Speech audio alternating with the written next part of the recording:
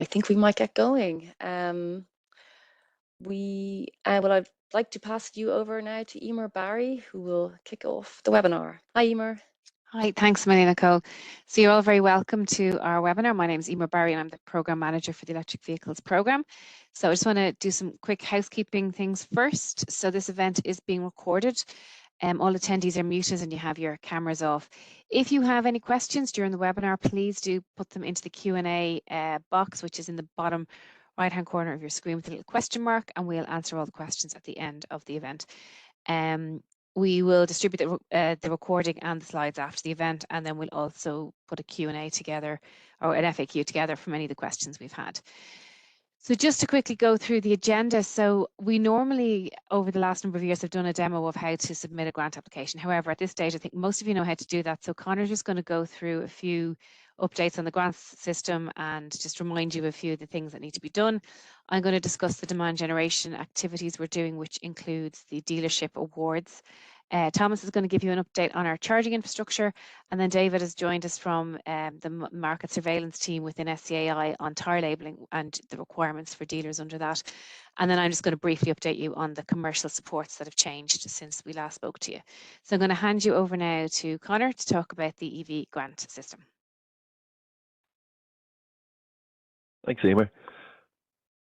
As Emer mentioned already, we don't see the need in running you all through a demonstration of how to submit an application, but if there's areas of that you're not sure of, haven't done in a while, or want to brush up on, I'd direct you to our YouTube channel, where you have the following videos available, such as how to register as a dealer, how to request a grant cancellation, these things you might not do too often. Rather than emailing and potentially waiting, there's a good chance you'll find the answer on our YouTube channel. For all other queries, there's always EV Grant Scheme at SEAI.ie, as I'm sure you're all familiar with as well. Another thing to touch on is issues. We do this every time, but I think it's worth repeating because people have the same issues. There's not too many reasons you'll get an email from the grant scheme, but it's not always very clear to people. So if you have to resubmit your registration, it's because there's been an issue with the details in the grant application.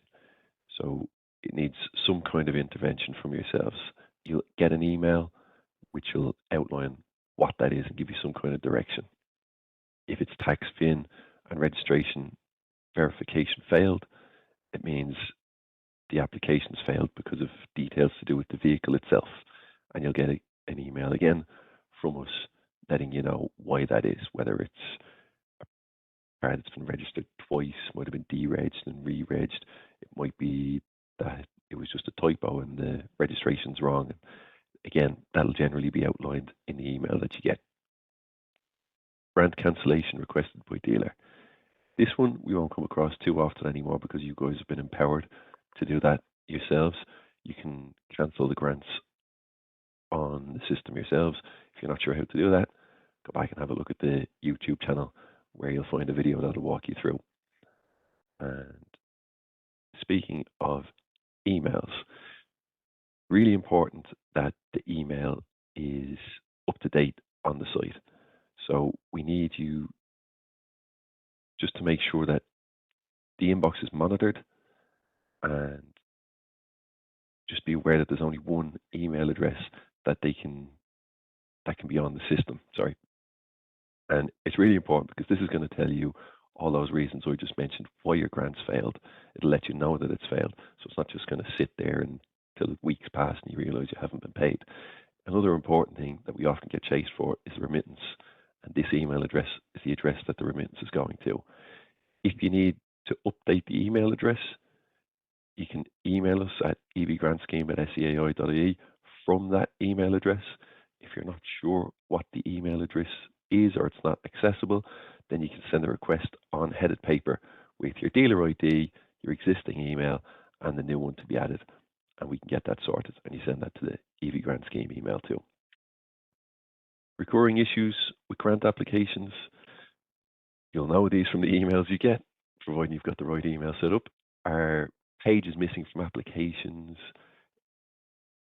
the wrong application details being uploaded. So you might have application for an ID4 uploaded to an ID3 application, VAT amount not being on the invoice, the wrong stat code being applied for, or the stat code hasn't been set up.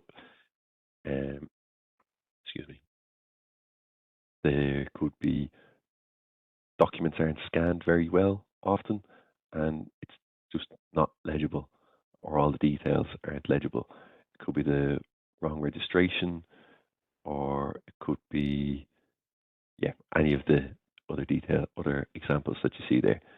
It's just key that the system's pretty smart, and if everything's applied for in the correct way, it will just seamlessly move through the process. It's when these incidents occur that it slows down, they get snagged, and ultimately delays your payment. If you have some time, we would recommend looking at our EV dealer training. There are points available for completing this if you're applying for the EV Dealership of the Year award. So make sure as many guys in the dealership as possible are signing up, going through the training, and it's not a huge undertaking. It doesn't take very long, but it's a worthwhile experience, and I reckon most of your sales staff will get something out of it. Based on the feedback we get from the EV Dealer Awards, we know that this will benefit most. And now I'd like to pass you back to Emer for the demand generation activity.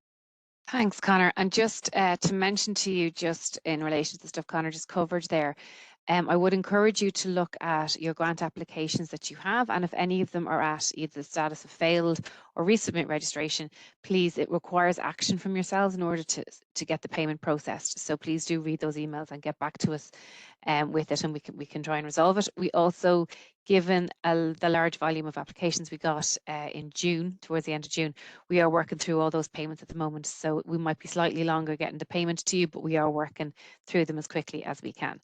So just to talk to you about the demand generation activities. So the first one is the ZEVI EV Dealership of the Year Awards for 2024. So we are currently open for applications, and you should have got an email from ourselves. We have an email set up called evawards@seai.ie. So applications are now open. All you need to do for this awards scheme is just complete the application form, and I've tried to keep it as simple. It's pretty much the same as last year. I've removed some things, simplified some parts of it. All you need to do is complete the form, and that's the web address where you'll find the form and all the details. So just a bit of information on how we evaluate it, and the mystery shopping and staff training I'm going to go through in a bit more detail shortly. The EV sales figures, we're literally just looking at sales figures from 1 year to the next in EVs, and give you marks for increased sales. Now, I would assume most people would get marks for that, given the huge increase in sales this year.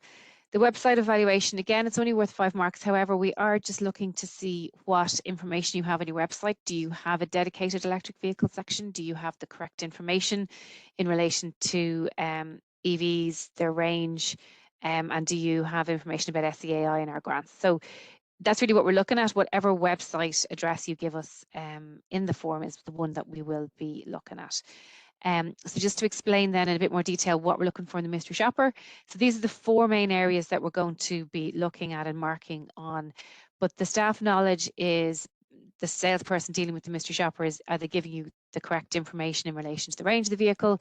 Do they provide information on grants and incentives, etc., and other supports that are there? The sales approach really is, how does your salesperson deal with the customer? Do they ask any qualifying questions about driving habits? And I think that's something people really overestimate, is how much they drive. And then if an EV is suitable for their needs, then is the salesperson actually suggesting an electric vehicle, and are they overall positive about electric vehicles? So then visibility and promotion kind of go hand in hand. It's really, are there EVs visible in the showroom or in the forecourt, and do you have any promotional materials such as pop-ups or any banners and something to show that we have an EV section? So that's kind of the high level of what we're looking for in the mystery shopper, and it is worth the most marks. In relation to the training then, we're looking at what number of staff you've trained on EVs and looking at in-house and brand training that's been carried out. What I would say to you is the more detail you put in here, the more marks we can give you. So just saying you've done in-house and brand training will get you some marks, but if you actually say what you've done and how your staff engage with it, will give you a lot more. The more we have, the more we can mark. And then how many staff have attended the webinar. So we get a report on those who've attended the SEAI webinar across both periods of the year. So anyone who's attended today and is applying, you will get those marks for that. And as Conor mentioned, the Energy Academy, again, we get a report as to what dealerships have taken part in that. I would encourage you to take part because I'm going to talk to you now about what you can win. So we hope to have 26 county winners this year. And each of the county winners will get a certificate and a wall plaque and a digital banner. The digital banner will be for use on your website or on your email. That's a new thing this year because we did get asked last year for some digital stuff. And then we'll promote your support in the local media as well. The regional winners, we will have 4 of them again, and we will be announcing them at the SIMI Awards dinner in February. Again, the plaque and the banner. We will also do a half-page advert to promote your win, and we will pay for it in a local paper, which we did last year. And then this year we've added 2 new elements. One is we're going to do a radio advert to promote the win on local radio for 1 week. So we'll create an advert for each of the 4 winners in the regional winners for that. And then the next part we're doing is at the energy show is where we will announce the national winner, but we are going to invite one person from each of the dealerships to attend that and to be at a panel discussion in our energy theatre at the energy show in March of next year. So that's something that we're looking forward to, being able to have time for dealers to actually discuss the issues and promote their dealership at the energy show. And then finally, the overall winner will be announced at the energy show. Again, we'll do another radio advert for you for a week promoting your win. And then we'll also give you the 2-page advertorial. So there's some really nice prizes there that will promote your business and the work you're doing in electric vehicles. I would encourage you to submit as soon as you can. And then finally, just the commercial fleet trials. We've mentioned this to you before, but 200 businesses are getting the use of an electric vehicle for 3 months. And this started back in, we started giving out vehicles last November. So it's going to take till into January, February of 2024 to complete this. So we've had the first 50, maybe 80 out this stage, and we're continuing to get them out and get them back in. Just some really high-level data we presented of what we're finding from the fleet trial that we presented at the energy show. Now, this isn't even the first 50 data, this is a smaller number, but about 5% are using fast charging. There's a potential saving of €250 per 10,000 kilometres. Now, obviously, that's caveated with fuel prices, etc. So that could fluctuate. And of those who took part in the first part, we've saved 3,200 kgs of CO2. So we've done some videos and some social media posts and some blogs just on those who've taken part and their experience. So I would hope that this will then in turn become additional sales for yourselves in the commercial space on electric vehicles. So I'm just going to pass it back over to Conor. He's just going to talk to you briefly about our TCO tool. Thanks, Emer. So some of you may be aware, or you may have already seen, our new TCO tool, which we launched recently. It's a comparison tool that sits on websites, and this is what it looks like. In this example here, the website visitor is looking at a Honda Civic, and this can be placed anywhere on the website, and it's going to generate a comparison of 3 vehicles and show the cost of running those vehicles for a year. And you can see the 3 figures there, significantly less than that of the ICE vehicle. The 3 options are chosen at random, and it's taking JATO data to decide which examples are going to be shown based on price, class, or segment, and size. It's been very successful so far. The trial deployment has seen over 40,000 hits a month on average, some of them higher, sometimes lower, and we're able to see exactly what's being looked at. So we've got a good sense of what people are searching for, and we also get a report on what's being shown to customers as well, just to make sure that it's not favoring one brand over another. And our feedback from the trial is that it's been really well received. It's increased time spent on web pages, and it's being looked to expand on the trial to have it feature in more areas of the website.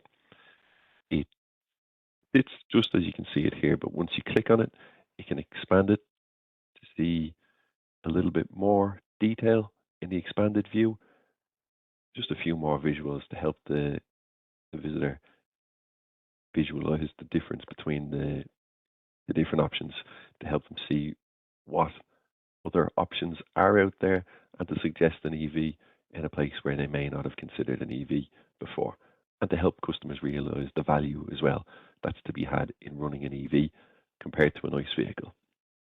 If this sounds like something that you might be interested in running on your website, you'll need to contact me. My details are on the bottom there, Conor Edgley at SEAI.ie. And the things I need to know from you are, do you own your own website? Do you manage the operation of the website yourself? And do you use JATO to populate your vehicle information? If you don't use JATO, it doesn't mean you can't use it. It's just a factor we need to consider when we get you set up. And there's no cost involved in using the TCO. The only cost that might be is if there's any further development on your side. It's not something we're going to supplement, but we will provide the true cost of ownership tool to you free of charge, and it'll come with instructions on how to deploy it too. And your developers should only take a couple of hours to get that done.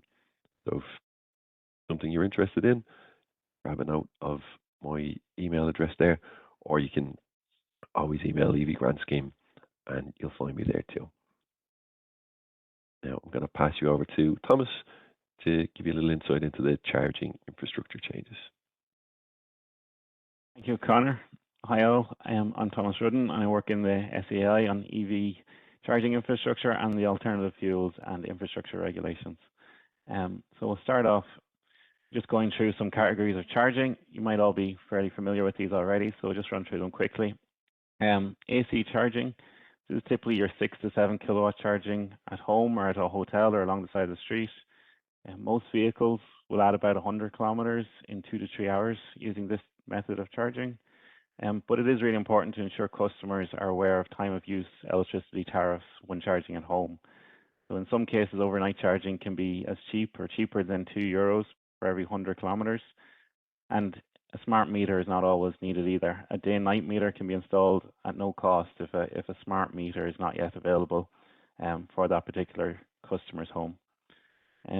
Obviously then charging, even at the AC charging stations on the public points, can be much more expensive though.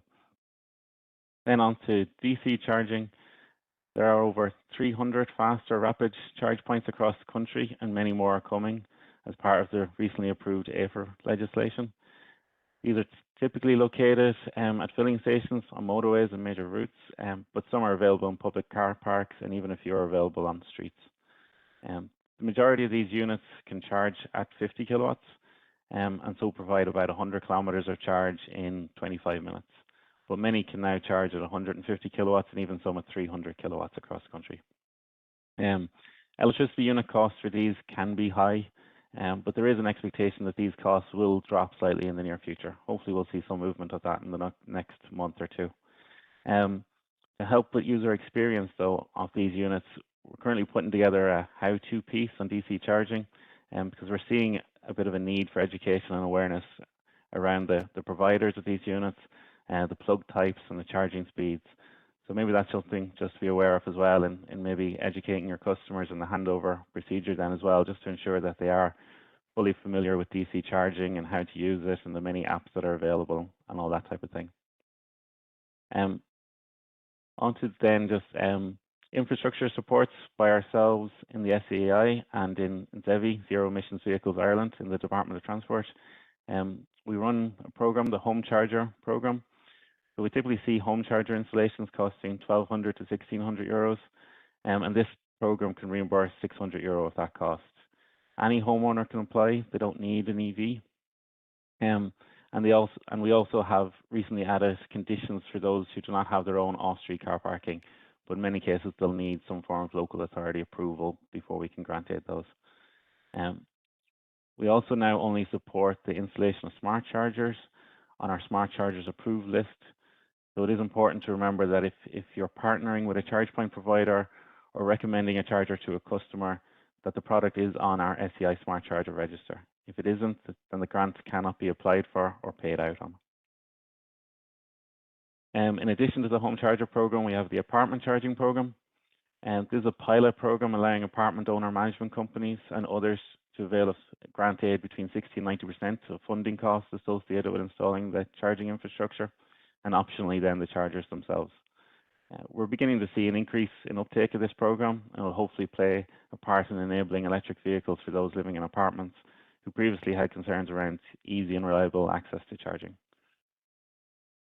Other supports then available through ZEVI then, the Shared Island Support Scheme. So this funds charge points and sports facilities across the country. They're also working on rolling out neighbourhood charging programs and destination charging programs, and hopefully you'll hear more of those before the end of the year. And then lastly on this slide, I have a bullet point here, slightly separate from charging items we just covered, but it is something our research is suggesting could be highlighted much more to potential customers, and it's the low emissions vehicle toll incentive.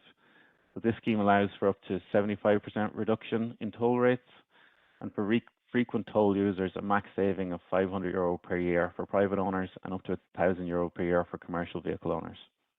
So it is something significant to make potential customers aware of.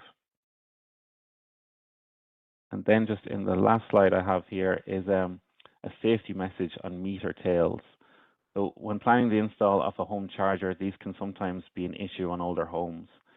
Meter tails are wiring connections within the meter box to the consumer unit, and are partly owned by the ESB networks. So you'll see from the image there, you have the supply from the ESB networks, you have the main fuse, and then the wiring fed straight into the meter itself, and then from the meter it goes off towards the consumer unit.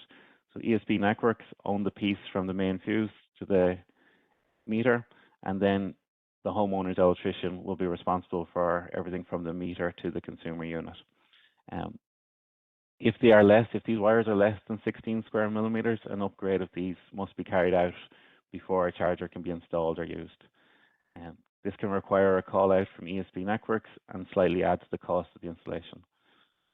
This is something customers should be aware of, and pre-installation survey will help determine whether or not this is an issue to be addressed before they try and install the charge point. Okay, so just something to be aware of there. Thanks for listening, and I'll hand you over now to my colleague, David O'Keefe.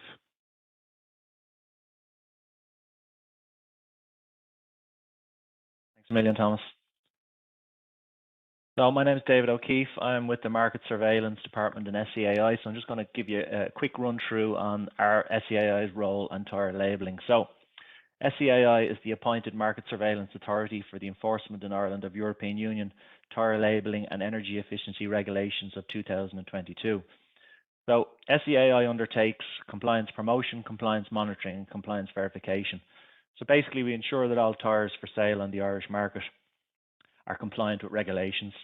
And to verify this, we send a number of tyres off to laboratories every year for testing, as you can see in the picture on the right-hand side. So the tyre label was introduced in 2012 and has since been updated in 2021, as the image you can see in the top right. SEAI promotes A and B energy rated tyres under this same legislation. So what are the obligations of car dealers in the showroom under this legislation? Well, basically, the dealers are obliged to have the energy label on display beside the vehicles in the showroom. If a customer is intending to purchase a vehicle that isn't on display, you should be showing that information to them separately, via the brochure or turning your screen around. But, basically, it's allowing the customer to make an informed purchase and accounting for the tyre labelling information also. Obligations of the car dealer service department, well, it's the same as any tyre retailer, really.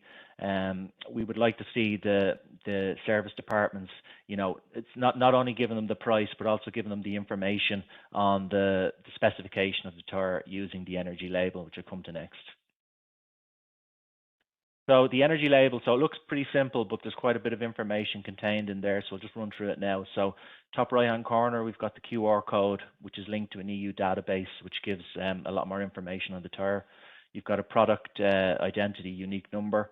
The tire braking class, so it's A to E. So this is a braking recorded at 80 kilometers per hour. So a jump or a step down in each category is approximately 3 to 6 meters of stopping distance. It just depends on the level of water on the road. So if we took the best tire to the worst performing tire, so an A to an E, that could increase stopping distance by between 12 to 24 meters. So, I mean, that's really significant. The bottom, we've got we've got compacted snow at 40 kilometers, and we've got braking on ice at 32 kilometers. Those would, not too many tires in Ireland would carry that information. They would be more for Nordic European countries. We've got the decibel level on the tire. It's a drive-by noise at 80 kilometers, so not to be confused with in-cabin noise. It's recorded from a point as the car drives by. It's between 67 and 77 decibels. You would find most tires are in the low 70s on this category. So if we look at the energy category again, so it's A to E. So this is measuring rolling resistance. So if we took a typical ICE vehicle, between each category, it's typically 0.1 liters per 100 kilometers traveled. So if you say took 1,000 kilometers traveled, you're talking about 4 liters. If you factor in tire underinflation or driving style, it could be more. In the context of an EV, moving from an A rated tire to a C rated tire, that could potentially reduce range by 10%. So again, like, that's really significant in the overall scheme of things. Size, tire size, load index, the maximum load the tire can carry, speed index, the maximum speed the tire is designed to travel at, and then the tire brand name itself.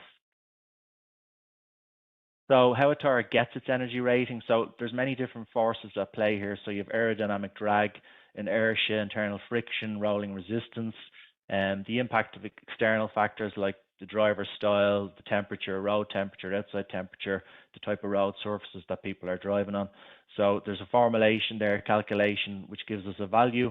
In the right-hand side there, you'll see the table on the values, and that will give us the corresponding fuel efficiency class for that tire. So an energy efficient tire design. So if we look on the left-hand side, we can see a conventional tire. So typically would have a tread depth of 7 to 8 millimeters. On the right then, we've got an EV specific tire that would have a tread depth of 5 to 6 millimeters. So the logic there is that, you know, the more tread or the chunkier the tire, the increased rolling resistance and the less fuel efficient that tire is.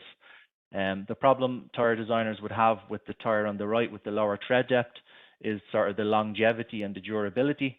But through their research and development, they've used higher quality compounds, better structures to the tire wall, and that allows the tire life to be equal to its counterpart on the left. In those tires, there's also noise reduction technology, which helps with in-cabin noise and the improved comfort. You know, these tires are designed to work with the suspension on the vehicle. So tires are manufactured to maximize range. They've got to cope with the increased weight of the EV, the increased torque and the extra friction, the regenerative braking. It all plays a part in tire wear.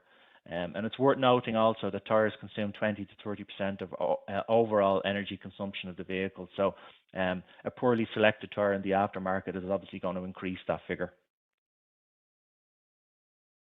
So consumer tire selection. So tires are purchased on the basis of price. So, you know, it's a premium, a mid-range, and a budget. Now, we've all done this. We go into the tire shop and we know how much we want to spend, and we'll leave with a tire. So, you know, there's a lack of information for consumers. Many tire purchases are distressed. So you've had a blowout, you have a slow puncture, etc. You just need the job done. But the label is the only guide to performance. So it's basically the specification sheet, and we should move the consumer, move the motorist to buying tires on the basis of the label, and not just on the basis of how much is in their pocket. So we see that starting in the showroom with yourselves, where you introduce, you know, the concept of the EV specific tire, and then using the energy label to help the consumer make that purchase in the aftermarket, and to try and match the tire that's on the vehicle as closely as they can in the aftermarket. The tire underinflation, that's another massive factor and really important for EVs again. So 10% underinflation can increase wear by 10%. So if we look at the graphic on the left there, you can see the underinflation of the tire. So it's slightly exaggerated, but you can see that the two shoulders of the weight of the tire are sitting on the road and they're taking the most impact and contact. So, I mean, that tire's footprint isn't sitting on the road as it should. It's not going to perform as it should from a safety aspect, and it's not going to perform from an efficiency aspect either. When we compare it to the tire on the right-hand side, 100% perfect inflation, you can see the footprint of that tire on the road, safety perfect, performance be perfect. It's worth noting also that 4% of energy consumption of an EV can be due to underinflation. So again, if we look at the tire can lose roughly 1 psi per month. You know, tires aren't sealed units, so they're always losing air. So, you know, it's not inconceivable that somebody wouldn't check their tire pressures for 12 months. So, I mean, that's really underperforming, unsafe tire.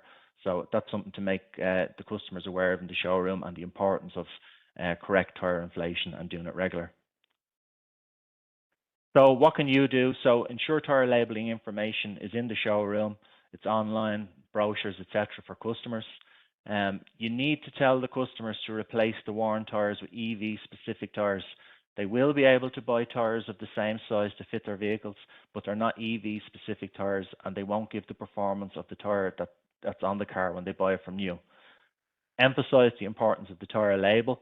It's the only guide we have to buying tires, and to try and match the tire that's on the vehicle in the showroom, match that tire as closely as they can in the aftermarket. Check tire pressure monthly or regularly. Again, educate the service department to their responsibilities. Give the pricing, give the energy ratings. That's where we need to bring the motors to. And I suppose above all else, I would say, you know, protect your brand. So, you know, if after 18 months, 2 years or whatever, a poorly selected tire change in the aftermarket, you know, and these drop-offs in performance that I've talked about, you know, it's probably most likely that they'll link it to the actual vehicle's performance, and they won't link it back to the tire change. So again, I'd say, like, that's really important information. So a 1 to 2 minute conversation in the showroom about the tires, EV-specific tires, use the energy label, and try and replace those tires for as good a performing tire as what's on the vehicle when they buy it off yourselves. So that's really me. Thank you very much for listening, and I hope you found that interesting. Thanks a million for that, David. So just one quick thing before we go to our Q&A, and if you do have any questions, please do put them into the chat, and we'll get to them now in a minute.